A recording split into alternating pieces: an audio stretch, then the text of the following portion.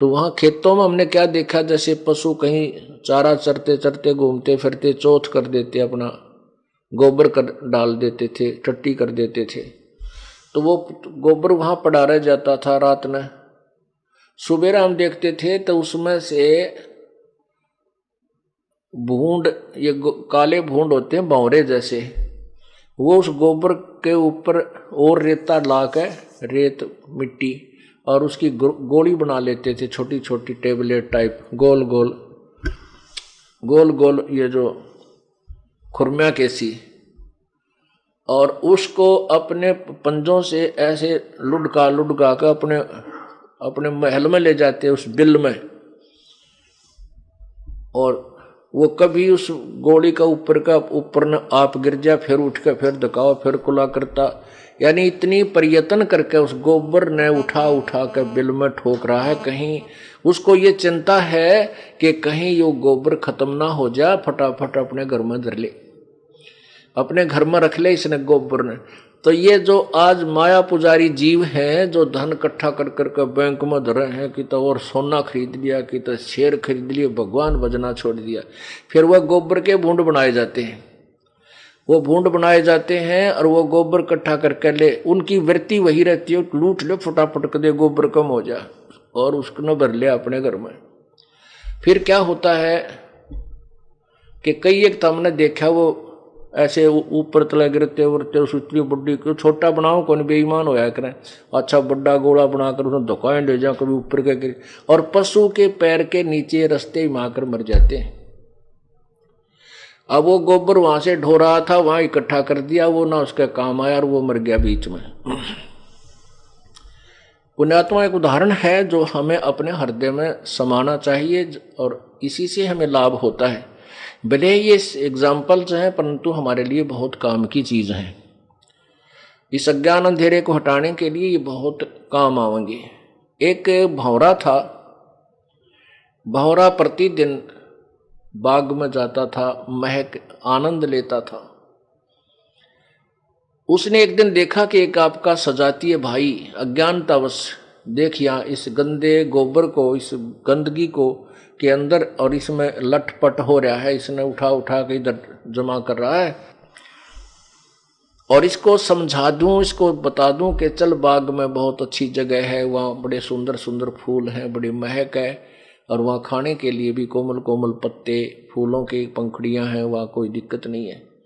तो वो अपने मित्र वो भूंड के पास बैठ गया भंवरा, और कहने लगा, भाई आजा तुझे बाग में ले चलूं, और वहाँ ऐसे ऐसे ठाठ है, ऐसे ऐसे महक आती है, वहाँ ऐसे ऐसे सुगंध है, पता नहीं कितनी वहाँ खुशियाँ हैं, अच्छी छाया है। और वो भूंड कहता, भाई मेरे काम में बाधा ना कर, मुझे काम करने दे, तू अपना काम कर, तू है निठल्ला, तेरे को काम तो है नहीं, बकवाद भाव है, रोज बाग में जाता है, और मुझे समय नहीं है, और मेरा बहुत काम पड़ा, देख कितना गोबर यो चौथ पड़ा, इसको मैंने अपने घर रखना उठा उठा के।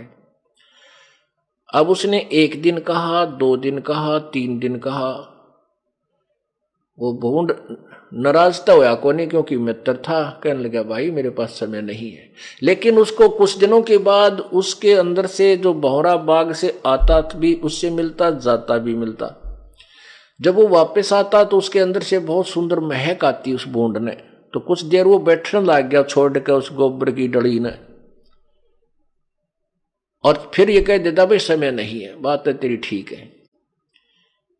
कहने का भाव ये है कि एक दिन उसने स्वीकृति दे दी, चल भाई तू रोज कहता है तो आज तेरे बाग ने भी देख आऊं, बगीची ने।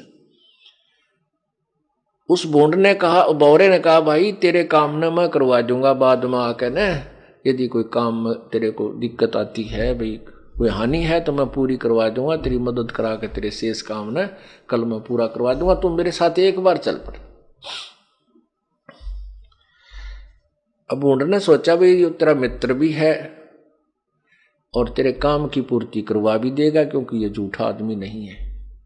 तो उसने सोचा कि ले चल आज तेरा बाग ने देख का हूं। तो वहां चला गया उसने, क्योंकि अभी तक तो गंदगी में माथा मारे था। वहां जाकर देखा बगीची में तरह तरह के सुगंधित फूल खिले हुए, अब भौरा भी अपने अलग से फूलों पर महक ले रहा है और भूंड जाकर बैठ गया एक फूल पर। उसने तो पहली बार देखा था ये आनंद, और उस फूल पर इस ऐसा बैठ गया कि उठना जल्दी नहीं करा उसका।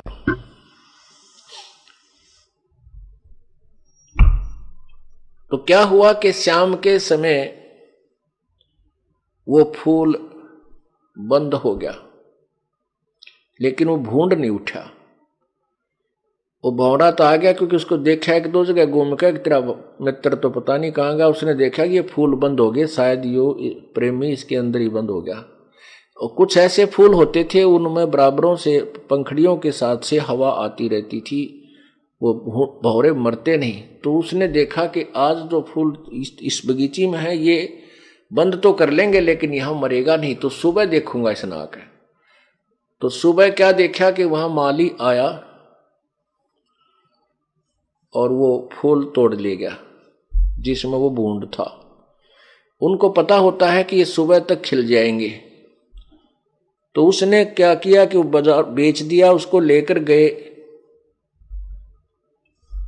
उस दिन राजा का कोई समारोह था और राजा के कोई लड़का होया था, राजा के महल में उसको डाल दिया गया, मतलब ऐसे आदर के साथ कहीं सजावट के स्थान पर लगा दिया। फिर थोड़ी सी देर के बाद वो जब उनका काम पूरा हो गया उसको उठा करके दरिया में बहा दिया।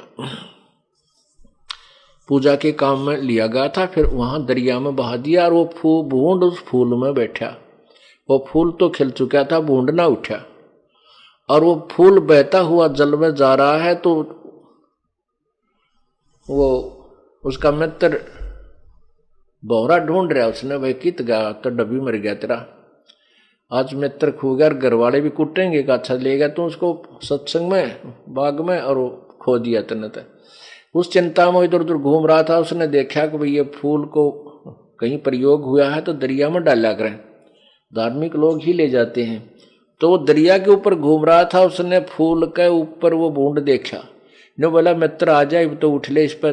पौरा ने बूंद बोला रहा, बोल रहा मत आनंद सा रहा है, छेड़ा ना, यहीं पर रहने दे मुझे।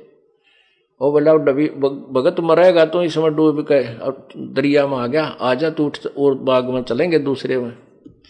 फिर वो उठ कर उड़ा और बाहर आया। तब उस भौरे ने बताया कि बोल मैं के झूठ बोला करता भाई।